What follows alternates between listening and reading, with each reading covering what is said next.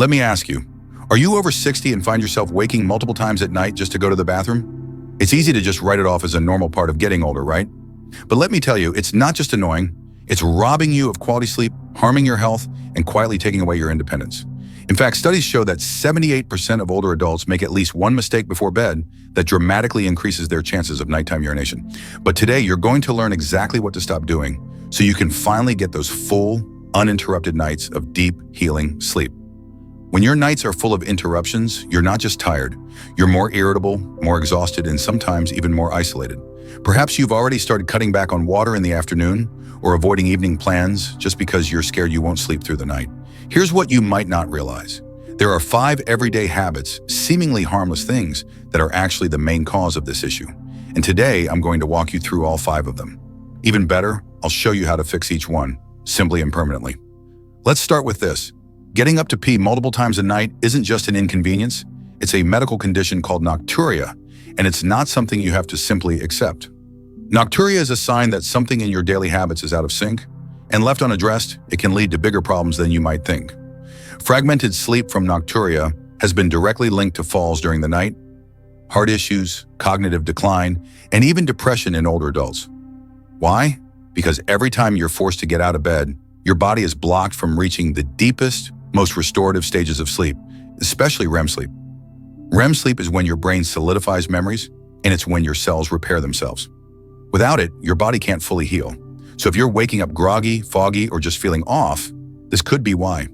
Now for the good news, in the vast majority of cases, Nocturia isn't caused by a serious medical issue. It's caused by small habits that we can absolutely change. After decades of work in sleep science and geriatric urology, we've identified 5 common habits that, when corrected, can drastically reduce or even completely stop the need to get up and pee at night. And I want to share all 5 with you right now. Let's jump in. Habit number 1, your evening liquid intake. This might seem obvious, but it's more nuanced than just avoiding water. The real culprit? Hidden fluids. Patients often tell me they've stopped drinking water, but they're still consuming things like soup, juicy fruits, herbal teas, or even taking medications with liquids, and they don't realize these are just as problematic. Here's why. If you consume any type of fluid within 3 hours of bedtime, your kidneys will continue processing that liquid throughout the night. Our kidneys are designed to slow down urine production while we sleep, allowing for uninterrupted rest. When you consume fluids late, your bladder keeps filling when it shouldn't. Consider Margaret, a 72-year-old patient from Phoenix. She used to wake up 4 to 5 times a night to urinate. She'd tried everything, cutting back on water, various medications, even contemplating surgery. She shared with me, "I felt like a prisoner of my own bladder." It turned out her issue wasn't just water, it was her evening cup of chamomile tea and the soup she had with dinner. After adjusting her nighttime habits and applying the strategy I'm about to outline, Margaret reduced her bathroom trips to just once a night within 2 weeks. Even better, she started sleeping deeper and waking up with renewed energy. When you avoid fluids before bed, your body naturally increases vasopressin, a hormone that helps concentrate urine, leading to less urine production overnight.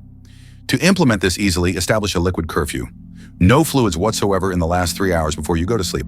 So if your bedtime is 9 p.m., stop all fluids, including water, tea, soup, juicy fruits, and even popsicles by 6 p.m. If you're on medications that cause thirst or have a condition like diabetes, please consult your physician about making safe adjustments to your fluid intake. A few months later, Margaret told me, "I sleep like I did in my 50s. I have energy again. My grandkids can't keep up with me."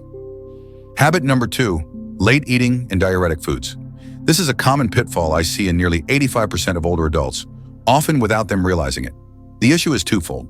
Eating too close to bedtime or consuming dinner items that are natural diuretics both contribute significantly to nighttime urination. Foods and beverages like tomatoes, cucumbers, celery, asparagus, watermelon, coffee, green tea, chocolate, and herbs such as parsley and cilantro all stimulate your bladder. What makes this tricky is that many of these are considered healthy, so people consume them regularly, unknowingly perpetuating a cycle of nocturia. Your body typically takes about 3 to 4 hours to fully digest a meal. However, when you lie down soon after eating, digestion slows, and those diuretic compounds linger in your system, keeping your kidneys active when they should be resting. Let me share Robert's story. Robert, 68, from Tampa, habitually ate dinner at 8:30 p.m. and sometimes had a snack around 9:30 p.m., often with tomatoes, cucumbers, and green tea. He told me, "I'd wake up at 1, 3:30, and 5:30 every night. I thought it was just part of getting older." Once Robert shifted his dinner to 6:30 p.m. and completely stopped all food intake after 4 p.m., the change was remarkable. Within 10 days, he was waking only once a night. After 3 weeks, he was consistently sleeping for 6 uninterrupted hours. Aligning your meal schedule with your body's circadian rhythm offers broad benefits, extending beyond just nocturia. You'll experience improved digestion, less acid reflux, and more energy in the morning. To make this effective, eat dinner at least 4 hours before bed, ideally between 5:30 and 6:30 p.m. Avoid all diuretic foods in the evening. Opt for sleep-friendly foods such as lean meats, rice, sweet potatoes, bananas, oats, broccoli, and carrots. And definitively steer clear of alcohol at night. While it might initially induce sleepiness, it's notorious for disrupting sleep later in the night. Robert later reported, "Now I eat like a king at 6 p.m. and sleep like a baby. My wife is amazed. I feel 10 years younger." Habit number 3, just in case bathroom trips. This one often surprises my patients. The habit of going to the bathroom just in case before bed, even if you don't genuinely need to, can actually worsen nocturia. Why? Because you're inadvertently training your bladder to empty at smaller and smaller volumes. Your bladder functions much like a muscle. It adapts to your patterns. If you consistently empty it when it's only partially full, it starts to perceive that as the new normal. Over time, it loses its capacity to stretch efficiently, leading it to send urgent signals even when there's only a small amount of urine inside. Normally, a healthy adult bladder can comfortably hold between 300 to 500 milliliters before you feel a significant urge to urinate. However, for someone who has poorly trained their bladder, that urgent sensation might kick in at just 100 to 150 milliliters. Let me introduce you to Dorothy, 74, from Seattle. She referred to her pre-bed routine as a safety ritual. Every night before bed, even without a true urge, she would force herself to go. She admitted, "I thought I was being smart, but I ended up creating a monster." She would then wake up a couple of hours later feeling like her bladder was full, when in reality it was only because she had trained her body to overreact. After implementing a simple bladder retraining method I provided, she began to sleep 5 to 6 hours straight. No panic, no urgency. So here's my advice for you. Only use the bathroom before bed if you genuinely feel the urge. If the urge is more out of anxiety than necessity, try distracting yourself for 15 to 20 minutes, read a book, or listen to calming music. For patients with mobility concerns, keeping a portable urinal nearby is sensible, but use it strictly for genuine emergencies, not as a routine habit. Dorothy shared with me a few months later, "I can't believe I was creating my own problem. Now I sleep peacefully and trust my body again." Habit number 4, sleeping in the wrong position with the wrong pillows. This is a game changer, and surprisingly, almost no one talks about it. The way you sleep, and even the type of pillow you use, can have a huge impact on how often you get up to urinate at night. Here's why. Most older adults sleep in positions that either put pressure on the bladder or interfere with proper blood circulation. Both of these can trigger the need to urinate during the night, even when your bladder isn't actually full. If you sleep on your stomach or in any position that presses on your lower abdomen, you're physically compressing the bladder. That can make it send full signals, even if it's not. Additionally, pillows that misalign your body or restrict blood flow can cause the fluid buildup in your legs from the day to shift back into circulation at night. That fluid then gets processed by your kidneys, leading to more bathroom trips. Now here's the science. When you sleep on your side with a pillow between your knees and your spine aligned, your body is in a neutral, relaxed state. This position results in less pressure on the bladder, better circulation, and improved hormonal regulation. Recent studies have shown that simply changing your sleep position can reduce nocturia by up to 40%. That's a significant improvement. Let me tell you about Frank, 71, a retired military veteran from Denver. He had always slept on his stomach. He said it was just the way he was trained in the Army. But he was waking up 3 times a night and was even considering seeing a urologist for possible prostate problems. Once Frank learned how sleep position could affect his bladder, he made the change.